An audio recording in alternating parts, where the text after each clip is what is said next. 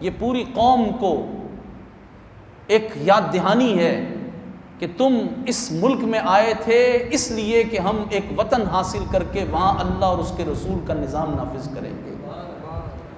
تم نے عیسائیوں سے، انگریزوں سے نجات حاصل کی تھی، تم نے مشرکوں ہندوؤں سے نجات حاصل کی تھی، لیکن تم نے اس وطن میں آنے کے بعد رسول پاک صلی اللہ تعالی علیہ وسلم کا نظام، یہ تو دور کی بات رہ گئی، اب تو اس وطن میں خود جناب رسول کریم صلی اللہ علیہ وسلم کی عزت، حضور کی عصمت، حضور کی ناموس، حضور کی شان پر حملے ہونا شروع ہو گئے۔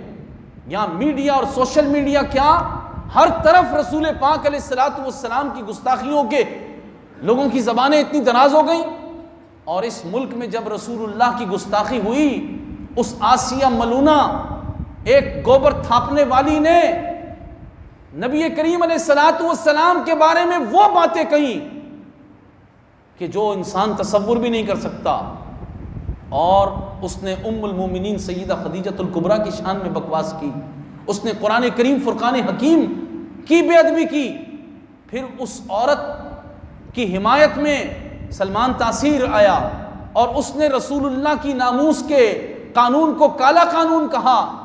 جب اس نے گستاخی کی تو ایک عاشق رسول نے پوری امت کا قرض اتار کر اس کو واصل جہنم کر دیا۔ لیکن قوم نے کیا کیا؟ قوم نے کہا ارے یہ مولویوں کا جھگڑا تھا، قوم نے کہا اس سے ہمارا کیا تعلق ہے، قوم نے کیا کیا کہ اس عاشق رسول کو پھر پھانسی چڑھا دیا گیا۔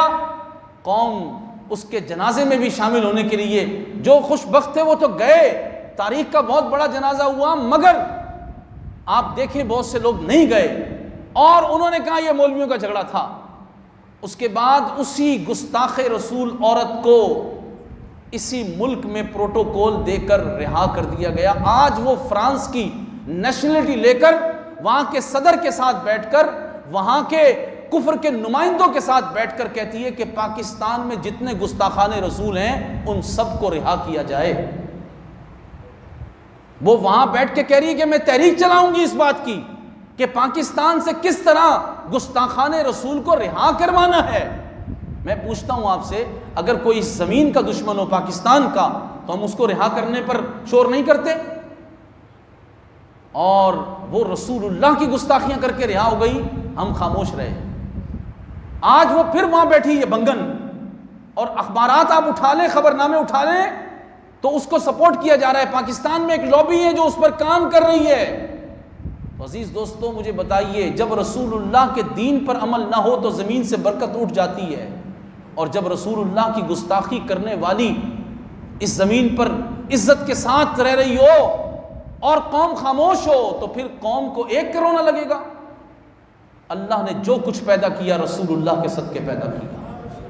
ہماری جتنی عزتیں ہیں رسول اللہ کی وجہ سے، ہمارے وجود میں اگر کوئی سلامتی ہے تو رسول اللہ کی وجہ سے ہے۔ اور خدا کی قسم ہمارے کرتوت تو ایسے ہیں، ہم رات کو جب سوتے صبح اٹھتے تو ہمارے ماتھوں پہ لکھا ہوتا ہے اس نے رات کو یہ بدکاری کی ہے، لکھا ہوتا کہ اس نے اللہ کی یہ نافرمانی کی ہے۔ ہمارے گھروں کے اندر سے سب کچھ ختم ہو جاتا، ہم نے ناپ تول میں کمی کی، پچھلی قوموں نے ناپ تول میں کمی کی تو کیا ان پر عذاب نہیں آیا؟ جو قوم لوط کا عمل تھا کیا وہ یہاں نہیں ہوا؟ تو یہاں پھر بھی عذاب نہیں آیا؟ یہاں کیا مسلمانوں کا قتل عام نہیں ہوا؟ یہاں کیا نہیں ہوا؟ لیکن اگر ہم بچے تو صرف اور صرف رسول اللہ کی دعاؤں کی وجہ سے بچے۔ حضور کا چہرہ والضحیٰ دیکھ کر رب ذوالجلال نے ہم سے عذاب کو دور رکھا۔ لیکن اب یہ انڈیکیٹ ہے کہ تم رسول اللہ کی عزت و ناموس کے مسئلے پر مداہنت کا شکار ہو جاؤ گے تو یہ یاد رکھو، تم پھر لمبی لمبی دعائیں مانگنا، وظیفے پڑھنا، دعائیں پڑھتے رہنا، لیکن تمہیں نجات نہیں ملے گی۔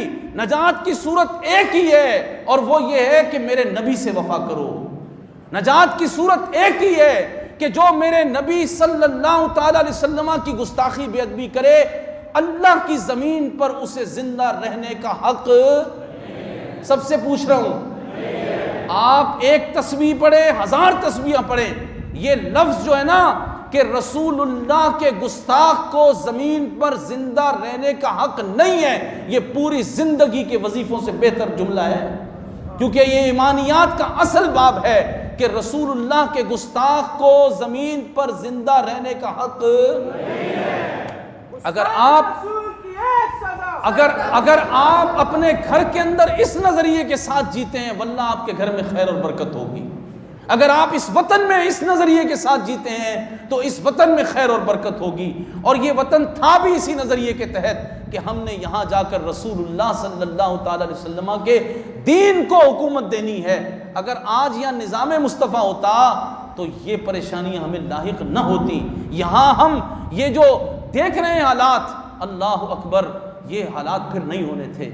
اللہ تعالیٰ سے دعا کیجئے کہ رب ذوالجلال ہمیں توفیق دے اپنے نبی صلی اللہ تعالیٰ علیہ وسلم کی محبت کی، حضور سے وفا کی۔ اللہ ہمیں توفیق دے اور وہ دن نہ دکھائے اللہ تعالیٰ کہ اس طرح وہ گستاخ آج وہاں بیٹھ کر رسول اللہ کے خلاف ابھی بھی بھونک رہی ہے اور پوری قوم جو ہے وہ خاموش ہے۔